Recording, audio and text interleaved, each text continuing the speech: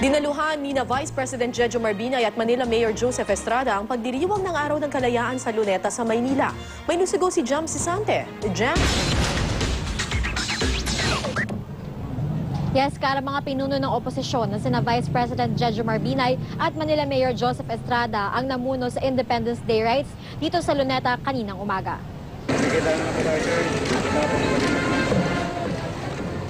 Eksaktong alas 8 na umaga, nagsimula ang flag raising ceremony na pinumunuan ng panauhing pandangal na si Vice President Jejo Marbinay. Bukod kay Binay, kasama din sa mga dumalo sa pagdiriwang ng Araw ng Kalayaan dito sa Luneta, si Manila Mayor Joseph Estrada at DFA Secretary Albert Del Rosario. Pagkatapos ng flag raising ay nag-leaf laying naman sa Binay sa monumento o memorial ni Dr. Jose Rizal. May libo-libong Pinoy ang naging saksi sa maikling seremonya. Hindi nagbigay ng talumpati si Binay, pero sa panayam sa media, sinabi ng Vice Presidente na dapat ipagtanggol ng mga Pilipino ang kalayaan na ating minimithi. Sa panayam, sinabi rin na Estrada at Binay na kapwa pinuno ng United Nationalist Alliance na matatagang oposisyon sa kabila ng samot-saring isyong kinakaharap ng kanilang mga miyembro kasama na ang pork barrel scam.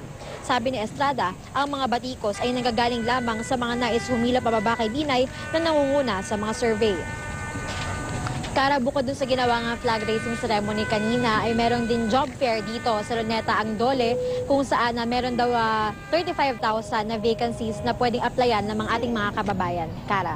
Maraming salamat, Jam Sisante.